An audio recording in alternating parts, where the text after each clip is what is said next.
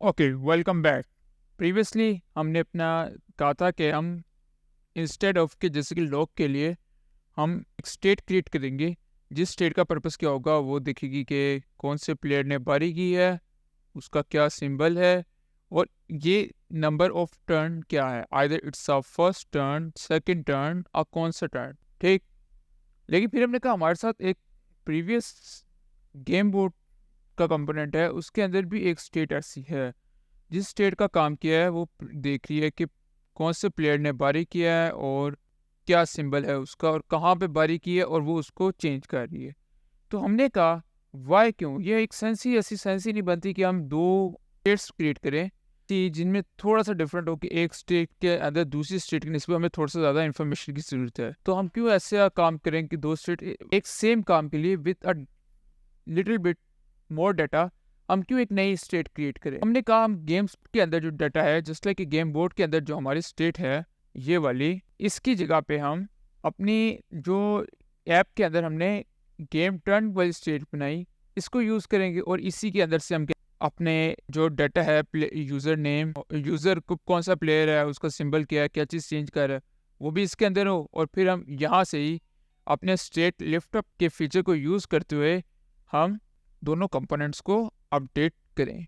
तो यहाँ पे मैं आ जाता हूँ अपने गेम बोर्ड डॉट जेएस में, और यहाँ से हमने एक्टिव प्लेयर को रिमूव कर लेते हैं क्योंकि ये एक्टिव प्लेयर सिंबल हमारे पास कहाँ से आ रहा था, गेम बोर्ड का। तो यहाँ से इसको मैंने रिमूव किया और ऑन सेलेक्ट प्लेयर को हम यूज़ कर लेते हैं अपने ऑन क्लिक के फंक्शन के अंदर, इस जगह पे यहाँ पे वेलकम ऑन सेलेक्ट स्क्वायर।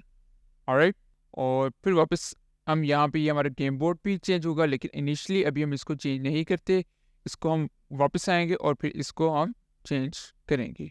सो वापस हम आते हैं play dot app dot JS के अंदर। अब ऐप डॉट जेएस के अंदर हमारे पास जो सेट गेम टर्न है, इधर हम आते हैं और इधर आके हम अपने अरे क्रिएट करते हैं। अच्छा, यहाँ पे हम क्या करते हैं, हम यहाँ पे एक फंक्शन क्रिएट करते हैं विथ टर्न, और इस फंक्शन के अंदर हम कॉस्ट क्रिएट करते हैं, कॉस्ट अपडेटेड। ये मैंने एक कॉस्ट के अपडेटेड टर्म्स के नाम से एक नई अरे क्रिएट की, और इसके अंदर मैं क्या कर रहा हूँ, इसके अंदर मैं अपनी अरे जो करंट टर्न है उसकी एंट्री कर रहा हूँ।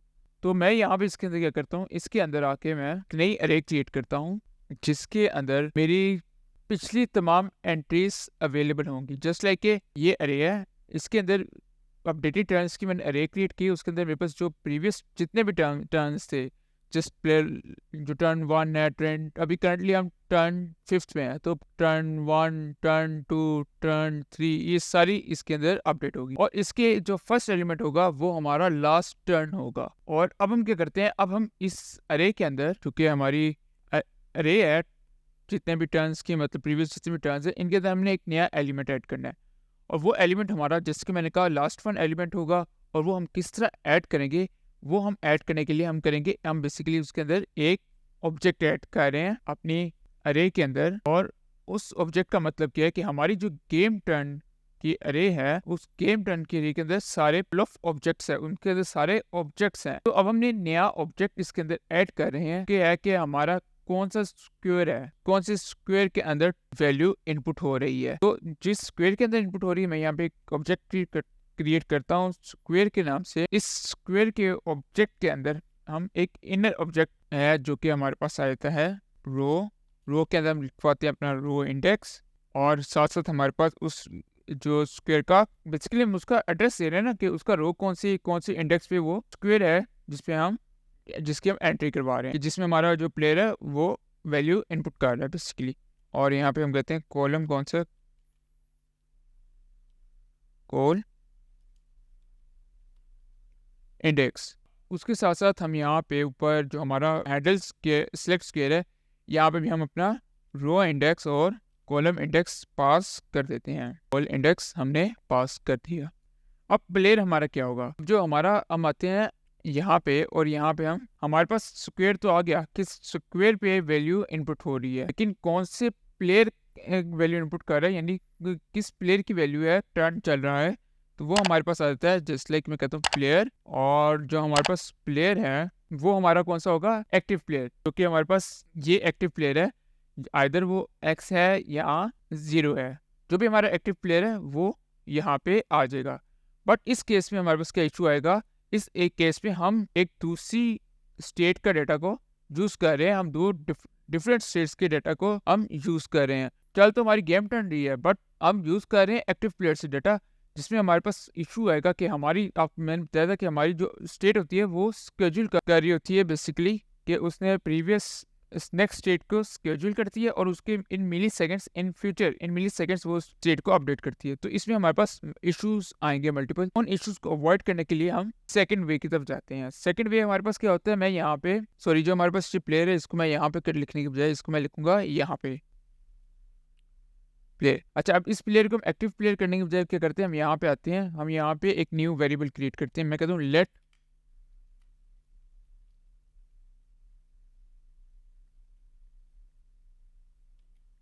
Current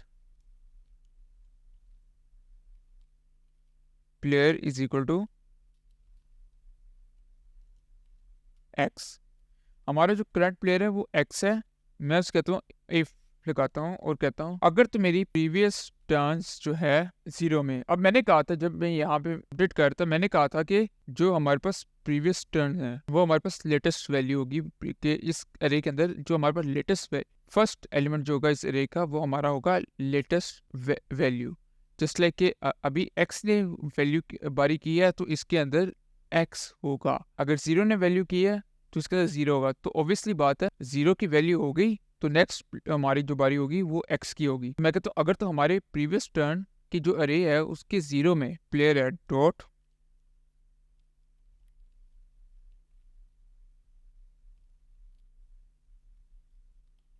player is equal to x। एक तो ये हमारे पास सिनेरियो हो गया कि तो अगर तो हमारे जो प्रीवियस प्लेयर है वो x है। दूसरा सिनेरियो क्या है, दूसरा सिनेरियो ये है कि ये अभी हमारे नल है, 0 है, जो कि अभी तक हमारी रे के अंदर कुछ भी नहीं पड़ा हुआ, गेम टर्न के रे के अंदर कुछ भी नहीं पड़ा। जब हमारी गेम टर्न के रे के अंदर कुछ नहीं पड़ा तो ऑब्वियसली बात है स्टार्ट में हमारी जो वैल्यू हम दे रहे हैं, बारी दे रहे हैं, वो x को दे रहे हैं। अगर तो ये फर्स्ट टर्न है तो फर्स्ट टर्न भी हमारी होगी x की। तो इसको भी हम इस कंडीशन में ऐड कर लेते हैं कि अगर तो हमारे पास प्रीवियस टर्न डॉट लेंथ जो है अगर तो वो हमारी 0 है तो तब भी x की वैल्यू है। तो हम कहेंगे अगर तो हमारा प्रीवियस टर्न x है और जो प्रीवियस टर्न की लेंथ है वो हमारे पास हो जाती है 0 से बड़ी। अगर 0 से बड़ी होगी 1 होगी 2 होगी तो डेट्स मीन कि ये वो फर्स्ट टर्न नहीं है, ये सेकंड थर्ड फोर्थ कोई और टर्न। तो इन दोनों केसेस में क्या होगा, इन दोनों केसेस में हमारे पास जो वैल्यू होगी वो होगी प्लेयर 0 की। तो हम करंट प्लेयर को कर देते हैं करंट प्लेयर इक्वल टू 0 और कैपिटल O। ऑलराइट, तो हम यहाँ पे अपने प्लेयर को कह देंगे हमारा प्लेयर क्या है। अब हमारा प्लेयर करंट प्लेयर है, करंट प्लेयर। और रिटर्न क्या हम करेंगे, रिटर्न हम कर देंगे लाइक रिटर्न अपडेटेड टर्न्स।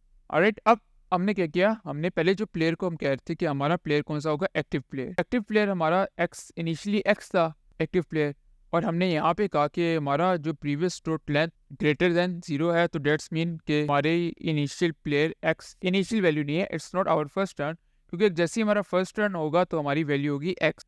और दूसरा हमने कहा कि अगर तो हमारा जो प्रीवियस टर्न है जिसके अंदर लास्ट जिस बंदे ने वैल्यू की बारी की है वो x है। स्टेट्स में इन दोनों सिनेरियो में हमारा जो करंट प्लेयर होगा 0। हमने ये कंडीशन लगा के अपनी दो स्टेट्स को मर्ज होने से बचाया और हमने उस पर वर्क किया। ऑलराइट, हमारे पास गेम टर्न की एक वैल्यू बन गई। फर्दर हम इसमें अपडेशन करेंगे और हम जो काम कर रहे थे पहले गेम बोर्ड वाला वो भी, और जो लॉग का काम अब वो इस एक स्टेट के थ्रू करेंगे। ऑलराइट, अब हम इन दोनों कामों के लिए दो डिफरेंट स्टेट्स नहीं क्रिएट करें। तो नेक्स्ट वीडियो में हम बाकी रिमेनिंग वर्क करेंगे।